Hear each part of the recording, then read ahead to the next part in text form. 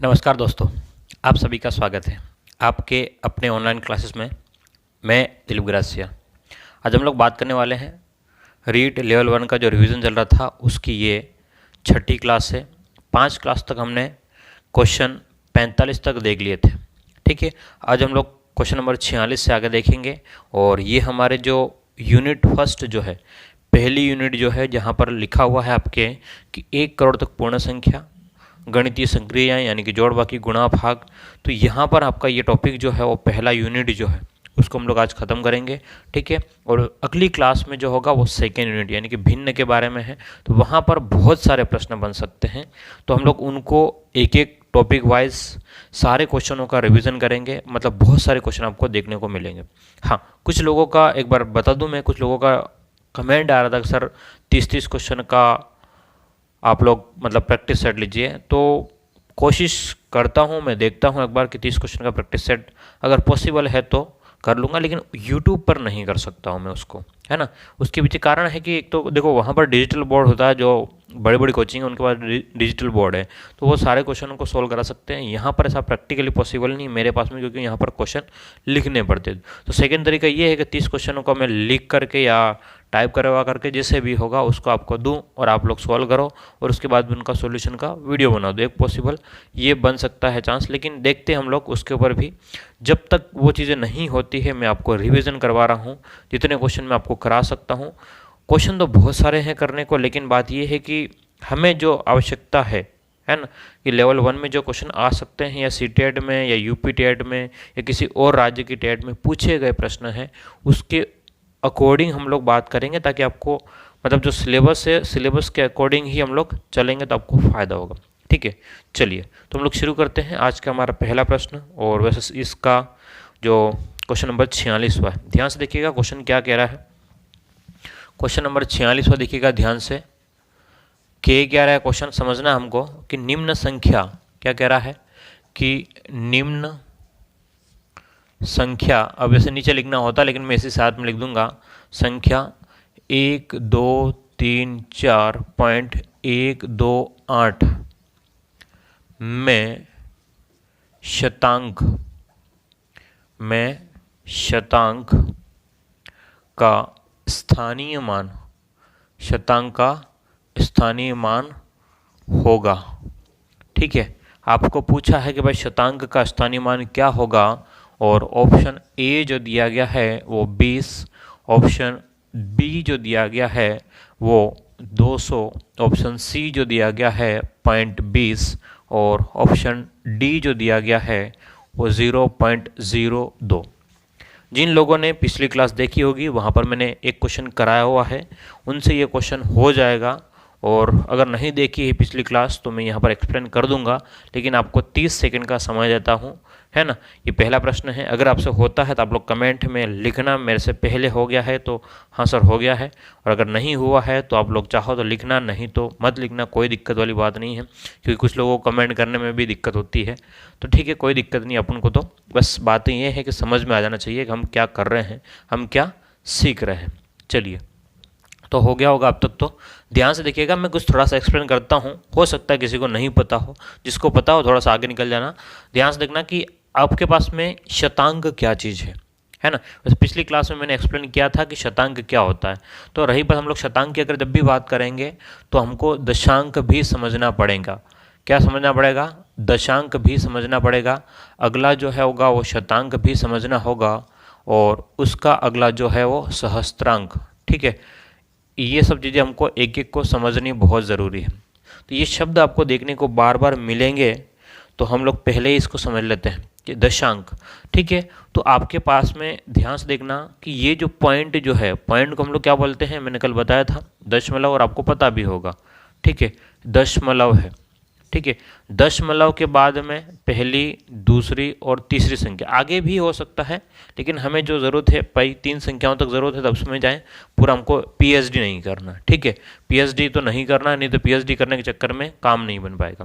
तो पॉइंट के बाद में जो पहली संख्या जो होती है, ठीक है, ध्यान से देखना, पहली संख्या जो होती है उसको हम लोग कहते हैं दशांक। क्या बोलते हैं? दशांक बोलते हैं। दूसरी संख्या जो होती है उसको बोलते हैं शतांक। क्या बोलते हैं? शतांक, और तीसरी संख्या जो होती है उसको बोलते हैं सहस्त्रांक। ठीक है, ये तो इनको बोलने का तरीका हो गया, दशांक, शतांक और सहस्त्रांक। बात क्लियर है, ये हमने बोल दिया। लेकिन अब दिक्कत क्या होने वाली है अब इसमें ये किसने बोला कि हमें स्थानीय मान चाहिए। अगर जैसे कहा कि जैसे हमने क्या सीखा था, ध्यान से देखना इसको, इससे थोड़ा सा अलग, जैसे कि 1 2 3 और 4 जैसे संख्या है, तो इसने हमने अगर हमसे पूछा भाई इकाई अंक क्या है, तो इकाई अंक कितना है, तो हम लोग कहते हैं इसको क्या बोलते हैं कि 4 है। अगर हमसे कहता है कि दहाई अंक क्या है, तो हम लोग क्या बोलते हैं 3 है। यहाँ पर हम सैकड़ा क्या है, तो हम क्या बोलते हैं भाई 2 है। और आपके पास में हजार क्या है, हजार वाला अंक, तो हम लोग क्या बोलते हैं 1 है। ठीक है, तो आपसे अगर सिर्फ इकाई अंक क्या है तो 4, दहाई अंक क्या है तो 3, सैकड़ा वाला अंक क्या है 2 और हजार वाला अंक क्या है तो 1। लेकिन अगर आपसे कहता है कि 3 का स्थानीय मान क्या है, सुनना ध्यान से, अगर आपसे 3 का स्थानीय मान, इसका मतलब 3 0। ठीक है, अगर आपसे कहता है 2 का स्थानीय मान क्या है, तो 2 के बाद कितनी संख्या है, 2 0, तो 2 0। ठीक है, स्थानीय मान का मतलब उसके आगे पीछे जितनी संख्या है उतना 0। बात क्लियर है बस। तो क्वेश्चन में भी यही चीज़ है कि आपके पास में ये 10 पहले नंबर पॉइंट के बाद में जस्ट पहले संख्या उसको दशांक कहते हैं, इसको शतांक कहते हैं, इसको सहस्त्रांक कहते हैं।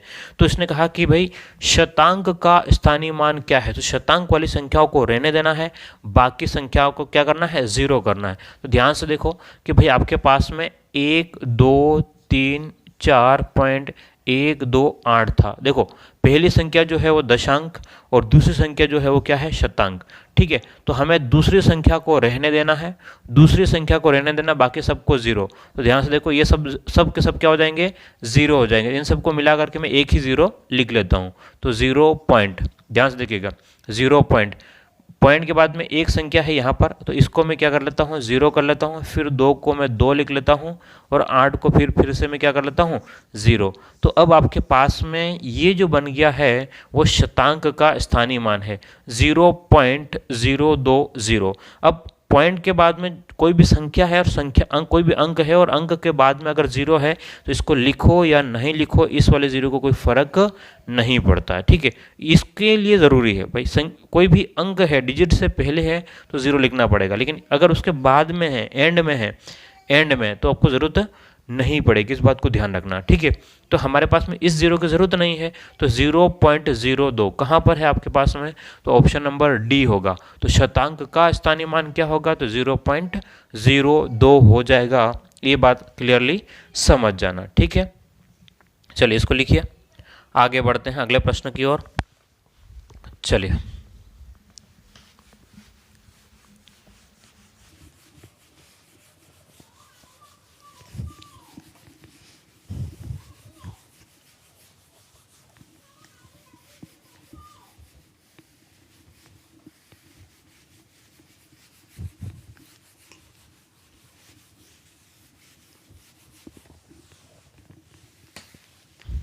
चलिए बढ़ते हम लोग आगे और देखते हैं अगला प्रश्न को। ध्यान से देखिएगा, क्वेश्चन नंबर 46 हमारे सामने था और अच्छा क्वेश्चन था। अब क्या है, देखो ध्यान से, संख्या फिर से पूछा, क्या पूछा कि ये पूछा आपसे क्वेश्चन नंबर 47 क्वेश्चन क्या कह रहा है, संख्या 5 4 8 पॉइंट है ना, पॉइंट का मतलब दशमलव, 1 9 3 में 3 का स्थानीय मान होगा, स्थानीय मान होगा। ठीक है, और ऑप्शन दिए गए हैं इसमें, वो ध्यान से देखिएगा। ऑप्शन ए दिया गया है 3 × 10 की घात 3, ऑप्शन बी दिया गया है 3 × 10 की घात -3, ऑप्शन सी दिया गया है 0.3 और ऑप्शन डी दिया गया है 0.03। ठीक है, ये क्वेश्चन है आपके सामने, अच्छे क्वेश्चन हैं, अच्छे क्वेश्चन आपके सामने हैं, ध्यान से देखिएगा, बस आपको आने चाहिए। और ये उम्मीद मत रखना कि यही क्वेश्चन एग्जाम में आ जाएगा, इसके जैसे क्वेश्चन आ सकते हैं, सेम क्वेश्चन तो नहीं होता है, बहुत कम चांस है। और मैं तो इस बात की कोई गारंटी नहीं लेता हूँ भाई सेम क्वेश्चन आ जाएगा, है ना। अगर कोई गारंटी ले रहा हो तो अच्छी बात है, लेकिन शायद मुश्किल काम है गारंटी लेना था, है ना। फालतू का झूठा किसी को भरोसा नहीं दिलवाता हूँ मैं तो। चलिए ध्यान से देखिएगा, हो गया होगा अब तक तो आपके, ठीक है। जिनके हो गया है उनकी तैयारी अच्छी चल रही है, जिनके नहीं हुआ है उनको अभी मेहनत करने की ज़रूरत है। डरने की ज़रूरत नहीं है कि हमसे नहीं हो रहा, लेकिन क्या करने की ज़रूरत है बोलो, मेहनत करने की ज़रूरत है। आपसे काम बन सकता है, ये कोई कठिन काम नहीं है, लेकिन बात ये है कि आप रेगुलरली अपनी पढ़ाई को जारी रखें, ठीक है। अगर किसी को कोई दिक्कत हो रही है, मैं वापस से कह रहा हूँ, जैसे मैं सोच रहा हूँ कि मैं एक बार जूम मीटिंग पे ना, जूम मीटिंग ऐप पे आप लोगों से बात करूँ, पर्सनली बात करूँ, ताकि आप लोगों को कोई दिक्कत हो रही हो। देखो मैं सारा चीज़ें मैं नहीं करा सकता हूँ, लेकिन आपको जितना मेरी तरफ से आपको हेल्प कर सकता हूँ मैं करने का प्लान सोच रहा हूँ ये भी, ठीक है। संडे के दिन, एक आध दिन छुट्टी के दिन की, ताकि मैं आप लोगों से हूबहू डायरेक्टली बात कर सकूँ आपसे, है ना, ताकि आपकी जो प्रॉब्लम है वो उसको हम लोग समझे, है ना, और आप लोगों का प्रॉब्लम का जो भी सॉल्यूशन किया जा सकता है करवाया जाए, ठीक है। ताकि देखो सीधा पढ़ना, कभी कभी क्या होता है कि पढ़ना ही नहीं सब कुछ होता है, कभी कभी हम अंदर से डीमोटिवेट भी हो जाते हैं, भाई हमें लगता है कि हमसे नहीं हो पाएगा, या हम नहीं पढ़ पा रहे हैं, हम बहुत डिस्टर्ब हो रहे हैं, है ना। तो इन चीज़ों से भी हमें बाहर निकलने की ज़रूरत है। कमज़ोर होने की ज़रूरत नहीं है किसी को भी, ठीक है। सभी लोगों का कहीं ना कहीं से, अगर आप गवर्नमेंट जॉब की तैयारी कर रहे हो तो इसका मतलब ये है, सीधी सी बात है कि भाई गवर्नमेंट जॉब की ज़रूरत है ना। हमें ज़रूरत है जॉब करने की, तभी हम लोग तैयारी कर रहे हैं। अगर ज़रूरत ही नहीं होती तो हम लोग तैयारी क्यों करते। तो कहीं ना कहीं से समस्याएं तो है, तभी हम लोग तैयारी कर रहे हैं। तो जिनकी समस्याएं होती है वही लोग तैयारी करते हैं, ये मान के चलो। समस्या नहीं होती तो वो लोग तैयारी क्यों करेंगे, वो लोग मस्त से रहेंगे, है ना।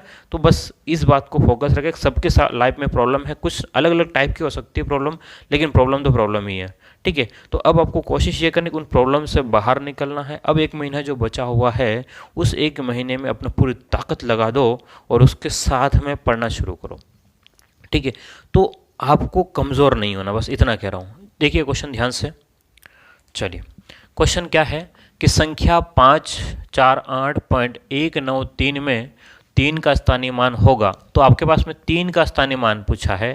तो इस क्वेश्चन को ध्यान से देखिएगा कि 548.19 और 3, मैंने क्या बोला है कि हमें जिसका भी स्थानीय मान पूछा जाए, मैं क्या कह रहा हूँ ध्यान सुनिएगा, हमें जिसका भी स्थानीय मान पूछा जाए, हमें उस संख्या को लिखने के बाद में बाकी सभी संख्या का मतलब अंक, ठीक है, बाकी सभी अंकों यानी कि डिजिट को 0 बना देना है। जिसका पूछा जाए उसको तो लिख लो और बाकी सभी को 0 बना दो। तो हमें 3 का पूछा गया, 3 को तो लिख लिया, ठीक है। उसके बाद में जो कुछ भी है सबको 0, 9 को 0 बना दो, 1 को भी 0, यहाँ पर पॉइंट है तो पॉइंट का पॉइंट, 8 को भी 0, 4 को भी 0 और 5 को भी 0। देखो ये तीनों 0 को एक साथ हम लोग एक बड़ा 0 कर लेते हैं, एक ही 0 है ये सब, ठीक है। तो हमारे पास में कितना आ गया कि भाई 0.003, लेकिन हमने ऑप्शन में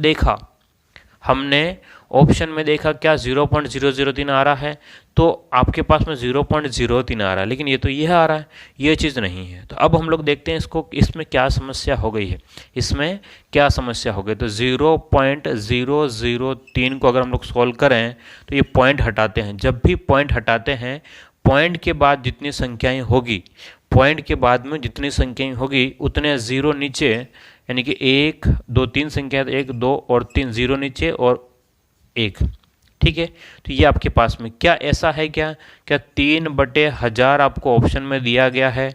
तो आप देखोगे सर 3/1000 भी नहीं है, ठीक है। तो अब इस 1000 को देखो ध्यान से कि किसी के भी बटे में कोई संख्या अगर होती है, क्या कह रहा हूँ मैं, किसी के भी बटे में अगर कोई संख्या होती है, जैसे 1/3 है, तो ये 3 अगर ऊपर लेके जाते हैं हम लोग तो 3 की घात -1 लिखते हैं, ठीक है। अगर 1/x है तो ये x ऊपर लेके जाएंगे तो हम लोग x की घात -1 लिखते हैं, पावर 1, उसको कहते हैं हम लोग इन्वर्स बोलते हैं।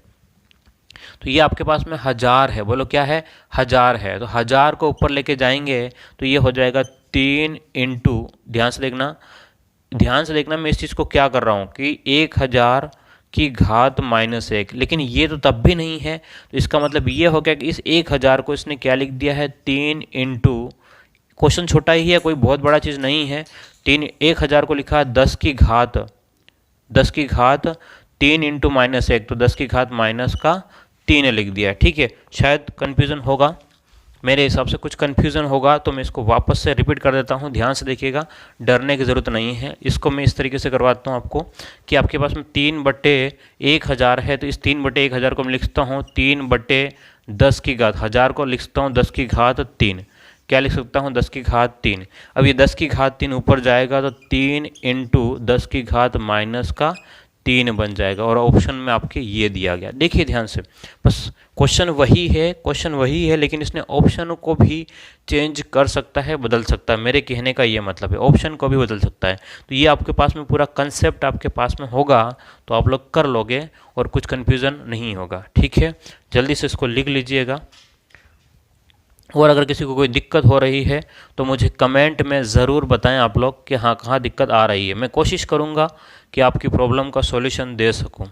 ठीक है, अब कुछ लोग तो क्या है कि सीधे मुझे क्वेश्चन दे के भेज देंगे और सर आपने इस क्वेश्चन का जवाब नहीं दिया। ध्यान से सुनिए कि मैं हर एक को रिप्लाई नहीं कर सकता हूँ, पर्सनल रिप्लाई नहीं कर सकता हूँ, ये बात आप भी जानते हो। मुझे मेरे साथ में बहुत सारे लोग जुड़े हुए हैं, है ना। अगर एक एक को क्वेश्चन अगर ऐसे मैं सबको सॉल्व करके भेज दिया, देखो कोशिश करूँगा मैं भेज दूंगा, लेकिन ऐसा नहीं है कि हमेशा मैं सॉल्व करके भेज सकता हूँ, ऐसा प्रैक्टिकली पॉसिबल नहीं है। ठीक है, अगर सॉल्यूशन भेजूंगा तो फिर मैं वीडियो भी नहीं बना पाऊंगा, उतना टाइम तो वैसे भी एक वीडियो रिकॉर्ड करने के लिए कम से कम मुझे 2 से 3 घंटे चाहिए, है ना। एडिटिंग, उसके बाद अपलोडिंग, 100 नाटक है इसमें। तो ये काम मैं कर सकता हूँ, इससे काफ़ी लोगों को फायदा हो सकता है। एक क्वेश्चन को अगर एक इंसान को बताने से बेहतर है कि एक वीडियो को हजारों लोगों तक पहुंचा दो। ठीक है, सीधी सी बात है। तो अब आपको मेरे साथ में कोऑपरेट करना है, मैं जिस तरीके से बता रहा हूँ आप उस तरीके से क्वेश्चन सोल्व करने की कोशिश करें। ठीक है, आपके पास में ग्रुप बना हुआ है, उस ग्रुप में भी आप लोग चाहो तो डाल सकते हो, ताकि उससे क्या होगा कि आपस में भी सॉल्यूशन कर सकते हैं। ऐसा कुछ नहीं है, ठीक है, डिजिटल का ज़माना है, इसका प्रयोग करना सीखिए। जैसे आप लोग मुझसे बात कर रहा हूँ, मैं आपसे बात कर रहा हूँ, मैं आपको सिखा रहा हूँ, तो वैसे ही आप लोग, आपके पास में जो ग्रुप बने हैं वहाँ पर, फेसबुक में बहुत सारे आइडिया बनी रहती है, बहुत सारे ऐसे ऐसे मतलब ग्रुप बने हुए हैं जहाँ पर आप लोग अपनी प्रॉब्लम को बता सकते हो, तो वो लोग भी आंसर निकाल करके आपको दे सकते हैं। ठीक है, या डाउट नेट जो आता है ऐप, वहाँ से भी सॉल्यूशन हो सकता है डायरेक्ट। आजकल हर चीज़ ऑनलाइन अवेलेबल है, आप लोगों को ढूंढना तो पड़ेगा ना। ठीक है, चलिए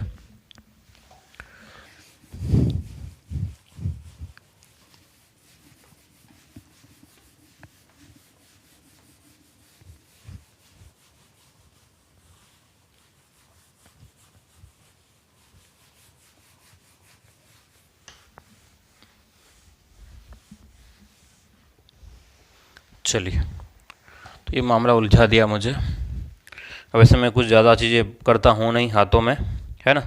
ये सब चीज़ें अब मेरे लिए थोड़ा सा मुश्किल है एडजस्टमेंट करना, क्योंकि मैं ना तो चेन पहनता हूँ ना कुछ नहीं, सिर्फ बहुत कम चीज़ें, मुझे इतना खास शौक है भी नहीं। लेकिन अब जब रक्षाबंधन था तो ये सब चीज़ें हो गई है ना। तो अब ये मुझे थोड़ा सा लिखने में डिस्टर्बेंस कर रही है, तो जब तक रहेगी इसको रखेंगे, है ना। चलो, हाँ, तो यहाँ ध्यान से देखिए, क्वेश्चन पे आ जाओ अपने मुद्दे पर। अगला क्वेश्चन जो है वो ध्यान से देखिएगा, 1 से 100 तक भाज्य संख्याएं होती है।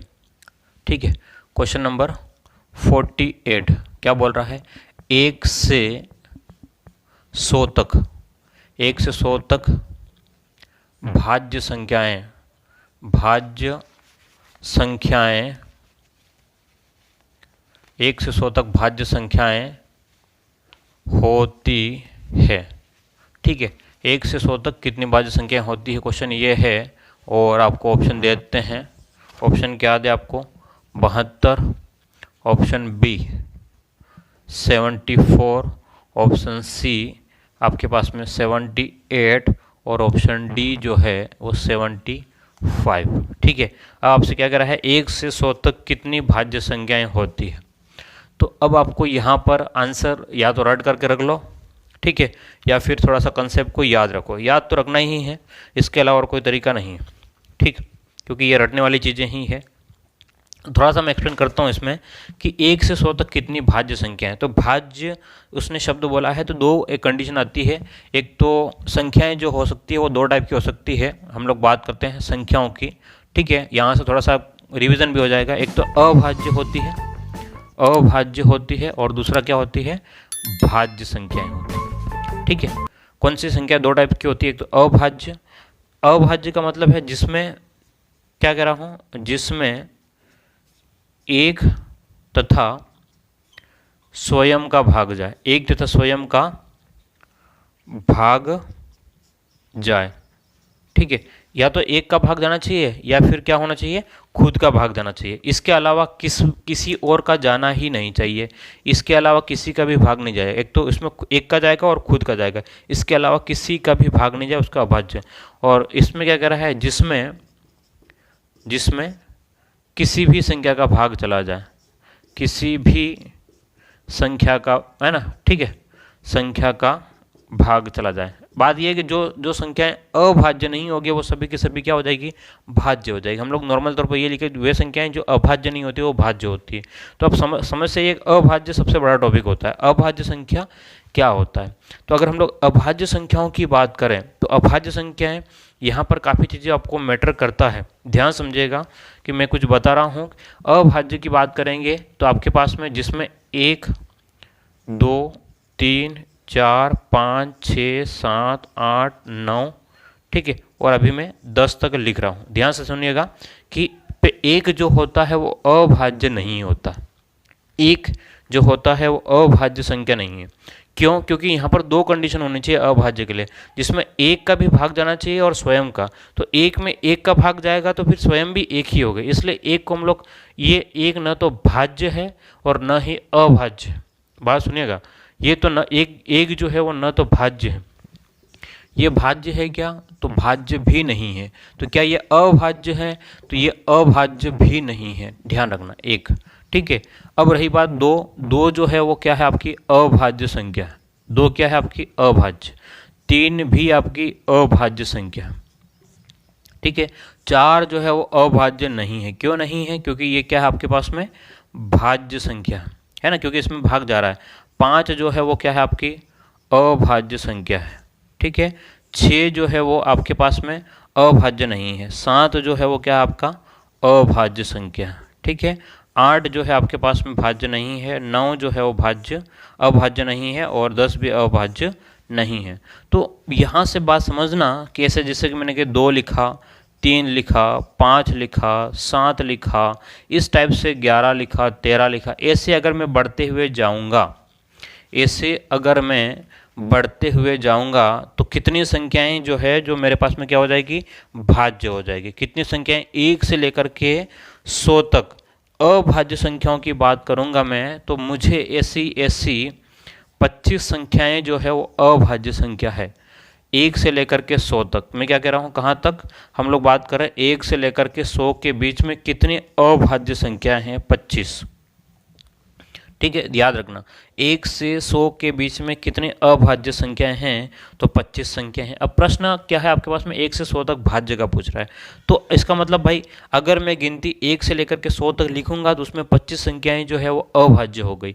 तो अभाज्य संख्याओं को हटा दूंगा तो क्या कहलाएगी आपकी भाज्य संख्या। लेकिन इसमें एक दिक्कत है, सुनना ध्यान से। अब जो इंपॉर्टेंट बात है वो दिक्कत ये है कि अगर 25 अभाज्य हैं तो बाकी भाज्य होनी चाहिए, लेकिन ऐसा नहीं होता है। क्यों नहीं होता है? क्योंकि एक जो है, ध्यान से देखना, एक जो है वो न तो भाज्य है न अभाज्य है। इसकी वजह से देखो पूरी 100 संख्याएं थी, 100 में से 25 तो अभाज्य हैं और एक जो संख्या है कौन सी, जो एक नंबर वाली, पहले नंबर वाली, वो न तो भाज्य है न अभाज्य है। तो 25 संख्या अभाज्य को मैंने हटा दिया और एक संख्या जो कौन सी अभाज्य भी नहीं है और भाज्य भी नहीं, उसको भी हटाऊंगा। तो 100 में से 25 और 1 26 हटाऊंगा तो मेरे पास में कितनी संख्या हो जाएगी, 74। तो 1 से लेकर के 100 तक कितनी भाज्य संख्याएं हैं, तो 74। क्या मेरी बात समझ पा रहे हो? क्योंकि एक न तो भाज्य है न अभाज्य है। तो अगर इस टाइप से हम लोग लिखते हैं 2 से लेकर के 100 तक में तो 25 अभाज्य संख्याएं आएगी। तो 25 तो माइनस करेंगे 75 और एक और संख्या जो थी पहले वाली सबसे स्टार्टिंग में, वो न तो भाज्य है न अभाज्य है, तो उसको भी हटाएंगे। तो आपके पास में टोटल भाज्य संख्याएं 1 से, देखो अभाज्य हर बार पूछते हैं कि 1 से 100 तक अभाज्य कितने हैं, लोग 25 रट के चले जाएंगे। अगर उसने पूछ लिया 1 से 100 तक भाज्य संख्याएं कितनी हैं, तो अब 100 के लोग क्या करेंगे, 100 में से 25 को माइनस करेंगे और क्या करके आ जाएंगे 75, और आपका क्वेश्चन गलत हो जाएगा। तो इसके पॉइंट ऑफ व्यू से बहुत ही ज़बरदस्त और बहुत ही आईएमपी क्वेश्चन है। मैं वापस से कह रहा हूँ कि बहुत ही ज़्यादा आईएमपी क्वेश्चन है अगर एग्जामिनर इस तरीके से सोचता है, क्योंकि ध्यान से देखना आपके दिमाग के साथ में खेलने वाला है। बस जो एग्जामिनर जो है, पेपर जो बनाने वाला है, वो आपके दिमाग के साथ में खेलेगा। बस आप कितने रटा है आप और किसने समझा है इस बात के लिए, ठीक है। तो आप लोग इसको लिख ले जल्दी से अपने हिसाब से और वैसे मैंने पढ़ा रखा है, पिछले वीडियोस जाकर के एक बार ज़रूर देख लीजिएगा आप लोग, तो वहाँ से भी आपको आइडिया तो लग ही जाएगा कि आपको क्या याद रखना है, क्या याद नहीं रखना है। ठीक है, चलिएगा, उम्मीद करता हूँ आपको समझ में आ गया होगा और लिख भी लिया होगा। आगे बढ़ते हैं।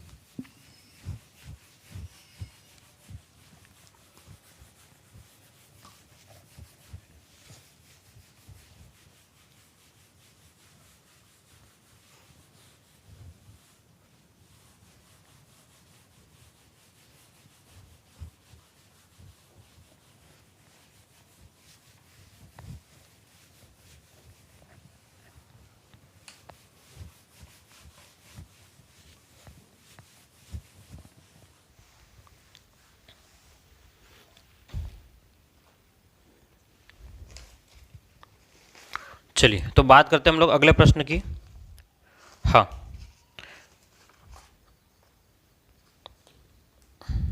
अगला क्वेश्चन है थोड़ा सा अच्छा क्वेश्चन है ये भी, या कुछ एक नोट में करके लिख लो, एक नोट में लिख लेना कि सबसे बड़ा ऋण पूर्णांक -1 होता है।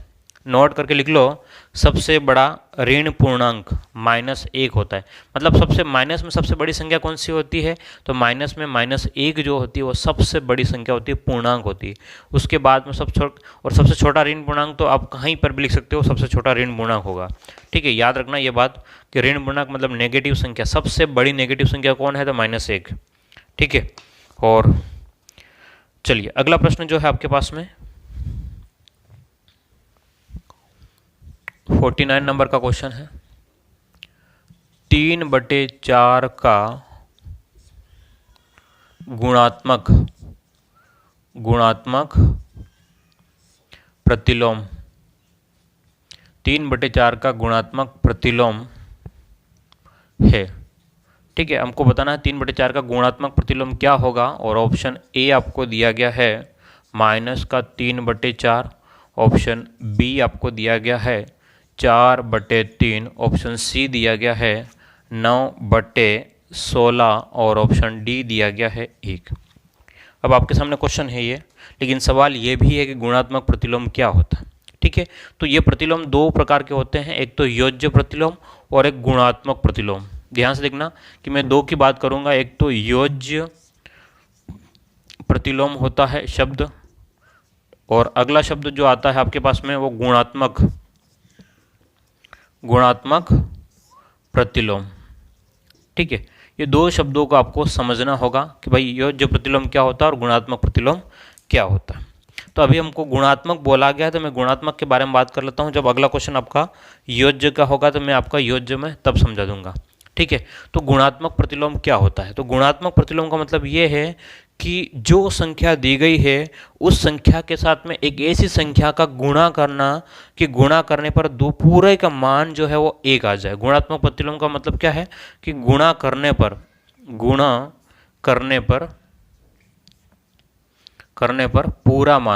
पूरा मान 1 हो जाए। ठीक है, 1 हो, तो गुणा करने पर पूरा मान 1 हो जाए। जैसे कि मैं कहता हूँ, ठीक है, गुणात्मक प्रतिलोम की बात कर रहा हूँ मैं अभी, सिर्फ गुणात्मक प्रतिलोम के एग्जाम्पल से बता रहा हूँ। गुणात्मक प्रतिलोम का एग्जाम्पल मैं आपको सामने बता रहा हूँ, ध्यान से देखिएगा कि एक्चुअल में गुणात्मक प्रतिलोम का क्या मतलब होता है। जैसे कि मैंने क्या कहा आपको कि भाई 2 का गुणात्मक प्रतिलोम क्या होगा, इस 2 में मैं किसका गुणा करूं कि 1 हो जाए, इस 2 में मैं किसका गुणा करूं कि 1 हो जाए, तो आपने कहा सर 1/2 का गुणा कर लो, तो 2 से 2 कट जाएगा, तो आंसर क्या आ जाएगा 1। तो ये जो आपके पास में 2 का गुणात्मक प्रतिलोम क्या है, तो 1/2। अगर आपसे कहते हो सर 5 में किसका गुणा करूं कि 1 हो जाए, तो 1/5 का गुणा कर लें, तो 5 से 5 कट गया, तो इस वाले 5 का गुणात्मक प्रतिलोम क्या है, तो 1/5, तो आंसर क्या आ जाएगा आपका 1 आ जाएगा।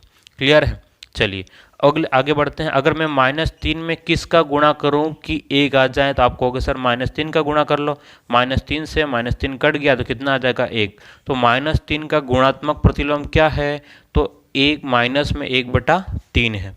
क्लियर है बात। तो ये आपके पास में जो होता है वो गुणात्मक प्रतिलोम का मतलब होता है, यानी कि गुणा करने पर एक हो जाना चाहिए। क्या हो जाना चाहिए बोलो? गुणा करने के बाद में ये आपके सामने एक बन जाना चाहिए, तो इसको हम लोग कहते हैं गुणात्मक प्रतिलोम कहते हैं। अब इसका उल्टा दे दिया आपको पास में 3/4 का गुणात्मक प्रतिलोम, तो मैं इसके साथ में क्या गुणा करूं कि ये एक हो जाए? तो मैं इसके बाद में 4/3 का गुणा कर लूंगा, 3 से 3 कट जाएगा, 4 से 4 कट जाएगा, तो आपके पास में कितना आ जाएगा? 1। तो 3/4 का गुणात्मक प्रतिलोम क्या है? तो 4/3। ठीक है। अगर आपसे कहता है कि भाई 1/5 का गुणात्मक प्रतिलोम क्या है, तो आप क्या कहेंगे? 5। ठीक है, 1/5 से क्या बन गया? 5 बन गया। तो आपके पास में 4/3, 3/4 का गुणात्मक प्रतिलोम है, तो आप लोग क्या बोलोगे? 4/3 जो है वो गुणात्मक प्रतिलोम है। क्लियर है बात? चलिए, तो ये आपके सामने क्लियर हो चुका है। उम्मीद करता हूँ आपको यहाँ तक समझ में आ गया होगा कि भाई गुणात्मक प्रतिलोम का क्या मतलब होता है। ठीक है, अगली बात करें हम लोग योज्य प्रतिलोम का, लेकिन अगला क्वेश्चन है वहाँ पर मैं योज्य प्रतिलोम को आपको समझा दूंगा। इसका जस्ट अगला क्वेश्चन योज्य प्रतिलोम का मैंने रखा है, ताकि चीज़ें कंसेप्ट भी क्लियर हो और आपके साथ में बढ़ता जाए। चलो,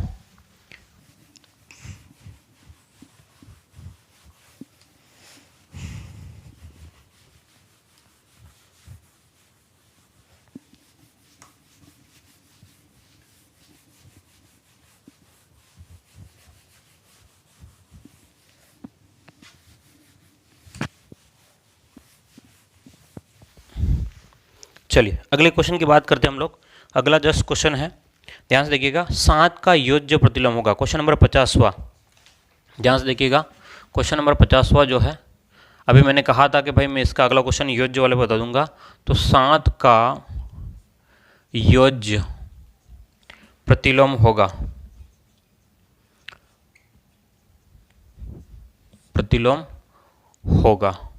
और ऑप्शन दिए गए इसमें, ऑप्शन ए जो दिया गया है वो 0, बी ऑप्शन दिया गया है वो 1/7, सी ऑप्शन दिया गया है -7 और डी ऑप्शन आपको दिया गया है 49। चलिए, तो आपके पास में कहा योज्य प्रतिलोम क्या होगा, बोलो क्या बताना है हमको? योज्य प्रतिलोम बताना है। और योज्य प्रतिलोम बताने के लिए सीधी सी बात है, बात समझ लेना कि योज्य प्रतिलोम का क्या मतलब होता है। योज्य प्रतिलोम का मतलब ये है कि योग करने पर, योग करने पर या जोड़ने पर, ठीक है, योग करने पर, या इसको क्या कहते हैं हम लोग? जोड़ने पर। ठीक है, योग लिखो या जोड़ने लिखो, एक ही बात है कि योग करने पर 0 हो जाए, 0 हो जाए, बस इतना याद रखना कि भाई जो भी संख्या दे रखी है उसमें हम लोग जोड़ेंगे तो वो 0 हो जाना चाहिए। तो जैसे 7 का योज्य प्रतिलोम क्या है? 7 का योज्य प्रतिलोम, 7 में, इस वाले 7 में मैं कितना जोड़ूं कि 0 हो जाए? तो -7 जोड़ूंगा तो 7 का योज्य प्रतिलोम क्या हो गया? तो -7। अगर -8 का योज्य प्रतिलोम मुझसे पूछा जाए तो क्या हो जाएगा? प्लस। इसका विपरीत निशान चाहिए, तो -8 का योज्य प्रतिलोम क्या है? तो प्लस का 8। ठीक है, अगर आपसे कहता है भाई, क्या कहता है कि 5 का योज्य प्रतिलोम क्या हो जाएगा? 5 का योज्य प्रतिलोम, तो आप लोग क्या कहोगे? -5। 5 का योज्य प्रतिलोम -5। अगर आपसे कहता है कि 1/2 का योज्य प्रतिलोम क्या हो जाएगा? तो -1/2, मतलब जोड़ने पर क्या हो जाना चाहिए? 0 हो जाना चाहिए। तो इसको हम लोग क्या बोलते हैं? योज्य प्रतिलोम कहते हैं। ठीक है, गुणन प्रतिलोम पहला, और दूसरा जो है आपके पास में योज्य प्रतिलोम। चलिए, अब आपके पास में बड़े आगे, अब बोर्ड मास के कुछ क्वेश्चन हैं, अब खत्म करते हैं। थोड़ा सा और क्वेश्चन बचे हुए हैं, 2-4 क्वेश्चन अब देख करके फिर हम लोग आगे बढ़ेंगे। इसको फटाफट आप लोग लिख लें इसको।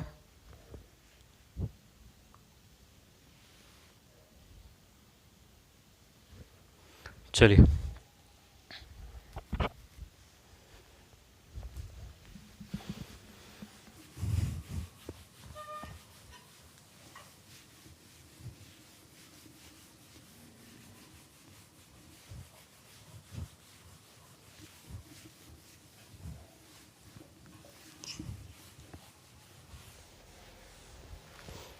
चलो, तो अब बात करते हैं कुछ बोर्डमास नियम के, यानी कि जोड़ बाकी गुणावार संक्रिया वाला है ना। चलिए, अभी बोर्डमास नियम का प्रयोग होगा। क्वेश्चन नंबर 51 देखिए ध्यान से। क्वेश्चन नंबर 51 क्या कह रहा है? क्वेश्चन नंबर 51 कि 5 इंटू 8 में भाग लगाना है 10 का, प्लस में 5 बराबर होगा। और ऑप्शन ए जो दिया गया है वो 5, ऑप्शन बी जो दिया गया है, ध्यान से देखिएगा, ऑप्शन बी जो दिया गया है वो 6, सी जो दिया गया है 9 और डी ऑप्शन दिया गया है 10। ठीक है, अब आपके पास में ये क्वेश्चन को सॉल्व करना है और इस क्वेश्चन को सॉल्व करने के लिए आप लोग किस प्रकार से सॉल्व करोगे, ध्यान से देखिए। तो हमें क्या करना होता है, यहाँ पर वी बोर्डमास नियम का प्रयोग करना होता है। अब वी तो ध्यान से देखना, मैं क्या कर रहा हूँ, वी BODMAS, इसी क्रम में याद रखना वी बोर्डमास। वी का मतलब होता है वेनकुलम यानी कि बार, वी का मतलब क्या होता है, बार को हमको सॉल्व करना होता है। बी का मतलब होता है ब्रैकेट, ठीक है, और ब्रैकेट कौन कौन से, तो सबसे पहले छोटा ब्रैकेट, फिर मझला ब्रैकेट और उसके बाद में सबसे बड़ा ब्रैकेट सॉल्व करना होता है। ठीक है, ऑफ का मतलब होता है हम लोग गुणे के रूप में ही प्रयोग करते हैं, यहाँ पर भी गुणे जैसा ही है। ठीक है, जो ब्रैकेट लगा रहेगा ऑफ, ज़्यादा उसमें उलझना नहीं है, अभी ऑफ फिर रहने दो। डी का मतलब है भाग से या डिवाइड से, एम का मतलब है मल्टीप्लिकेशन या गुणे से है, और ए का मतलब है जोड़ या एडिशन, और एस का मतलब सब्ट्रैक्शन या घटाव। तो इस क्रम में आपको सोल्व करना है। सबसे पहले अगर बार है, तो इसको हटाएंगे, इसको सोल्व करेंगे, फिर ब्रैकेट को सोल्व करेंगे, फिर ओ को सोल्व करेंगे, फिर भाग को सोल्व करेंगे, फिर गुणे को, फिर जोड़ को, और लास्ट में घटाव को। हम लोग ये प्रोसेस को फॉलो करेंगे। तो यहाँ पर ध्यान से देखिए, तो अगर आपके पास में क्या कहीं पर भी बार ऊपर लाइन खींची हुई है तो ये तो नहीं है, क्या ब्रैकेट है तो ब्रैकेट भी नहीं है, तो इसका मतलब ये वाला चीज़ें, तीनों चीज़ें तो है नहीं। ठीक, इसको गई। अब हमारे पास सबसे पहले भाग है, तो भाग वाले को सबसे पहले सोल्व करेंगे। बोलो किसको सोल्व करेंगे, सबसे पहले भाग को। तो 5 इंटू में, ध्यान से देखिएगा, 5 इंटू में 8 में भाग है किसका, 10 का, तो हम लोग इसको 8 बट्टे में क्या लिख सकते हैं, 10 प्लस में 5। क्लियर है बात, हम क्या लिख सकते हैं, 8 बट्टे 10। अब 5 के बारे से कट जाएगा, 5 एकम 5, 5 अब गुणा है, ठीक है, 5 एकम 5, 5 दूने 10, 2 से कट गया कितनी बार, 4 बार। क्लियर है बात। तो अब आपके पास में ये हो गया, कितना हो गया, 4 प्लस में 5, बोलो कितना हो गया, 9। 4 प्लस 5 कितना हो गया, 9 हो गया। क्लियर है। देखो कुछ खास क्वेश्चन था नहीं, सीधा ही क्वेश्चन था, इसमें कुछ उलझने वाली बात नहीं थी।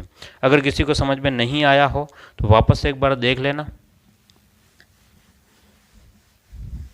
ध्यान से देखिएगा। आपको जो दे रखा है कि भाई गुणे का निशान है, तो 5 इंटू गुणे का निशान, गुणे का निशान। अब 8 में भाग है 10 का, तो 8 में भाग है 10 का, प्लस में हमने क्या लिख लिया, 5। अब ये गुणे का है, तो भाई अब गुणा करो, 5 इंटू यहाँ करो, या फिर पहले गुणा करके भाग कर लो, जो भी है, लेकिन हमें यहाँ पर कट रहा है, ये पूरा अलग भाग मुझे दिख रहा है और इससे कट जाएगा। ठीक है, आप लोग गुणा करना चाहो 5 इंटू 4 करोगे तो 8 5 40 में 10 का भाग लगाओगे तब भी 4 आएगा, लेकिन मुझे गुणा क्यों करना, 5 के पाड़े से 2 बार कट गया और 2 के पाड़े से 2 कितनी बार कट गया, 4 बार, तब भी 4 आना है। तो 4 प्लस 5, 4 प्लस 5 बोलो कितना हो गया, 9 हो गया। ठीक है, तो यहाँ पर इतना कोई खास कठिन प्रश्न आपके पास में नहीं था। अगला जो क्वेश्चन है वो थोड़ा सा ध्यान से देखिएगा और आगे बढ़ते हैं।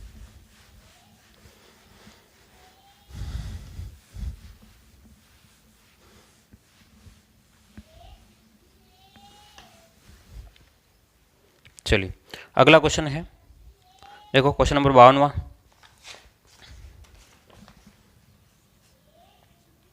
ध्यान से देखेंगे आप लोग, क्या कह रहा है कि 44 माइनस 6 प्लस में 43 इंटू 2 माइनस में 87 का मान। ठीक है, इसका मान बताना है। ऑप्शन ए हमको दिया गया है 37, ऑप्शन बी हमको दिया गया है 38, ऑप्शन सी दिया गया है 73 और डी दिया गया है 83। अब आपको क्या करना है, इस क्वेश्चन को एक बार सॉल्व करना है।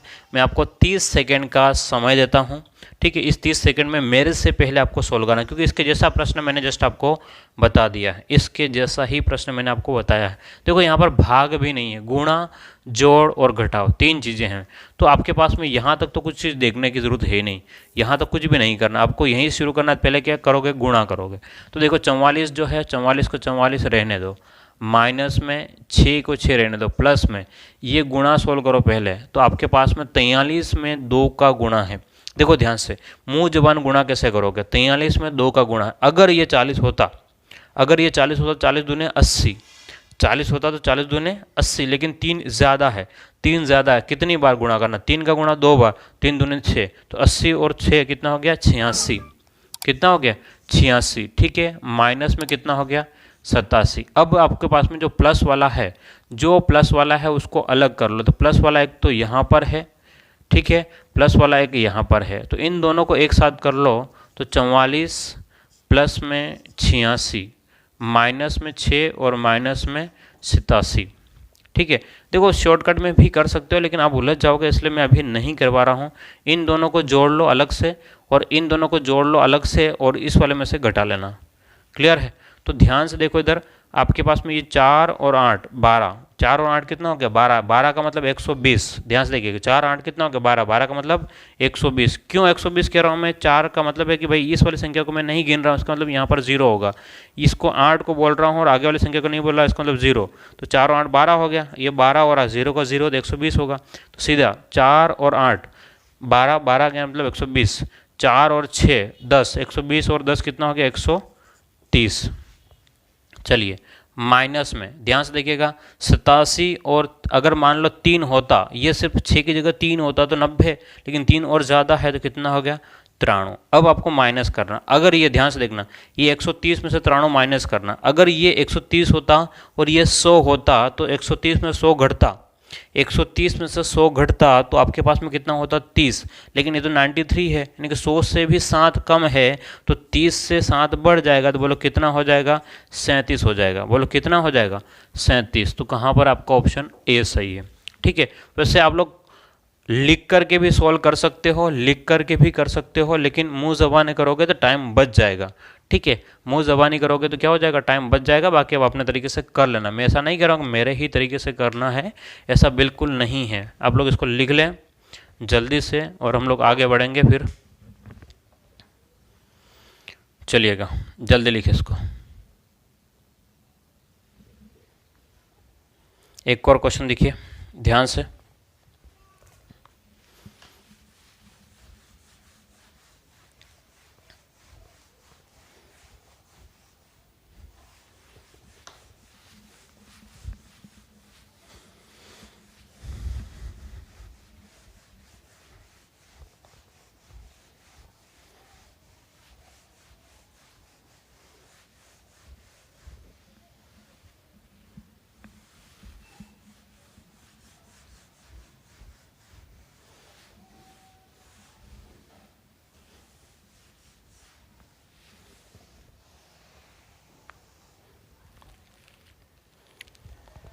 चलिए आगे बढ़ते हैं, अगले प्रश्न की बात करते हैं हम लोग। अगला बहुत तगड़ा प्रश्न है। ठीक है, अब क्वेश्चन नंबर हम लोग बात करते हैं 53।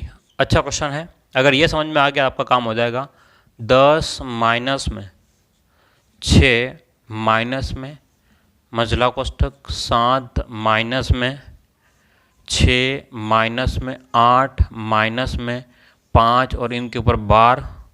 ठीक है, और उसके बाद में आपके पास में मझला कोष्ठक बराबर क्या होगा, और ऑप्शन दिए गए हैं आपको। ऑप्शन ए दिया गया है 5, ऑप्शन बी जो दिया गया है 6, सी जो दिया गया है 7, डी दिया गया है 8। चलिए ये बहुत ज़बरदस्त प्रश्न है, आप सॉल्व करेंगे। सबसे पहले क्या सॉल्व करना है आपको देखना पड़ेगा, वी सॉल्व करना पड़ेगा। सबसे पहले वी का मतलब होता है बार। ठीक है, वी का मतलब क्या होता है, बार। इसके बाद में वी बोर्ड मास्ट, बी का मतलब होता है ब्रैकेट। ठीक है, ओ का मतलब होता है ऑफ, हम लोग कहते हैं। ठीक है, उसके बाद में डी का मतलब होता है भाग, यानी कि डिवाइड करना है हमको। M यानी कि गुणा,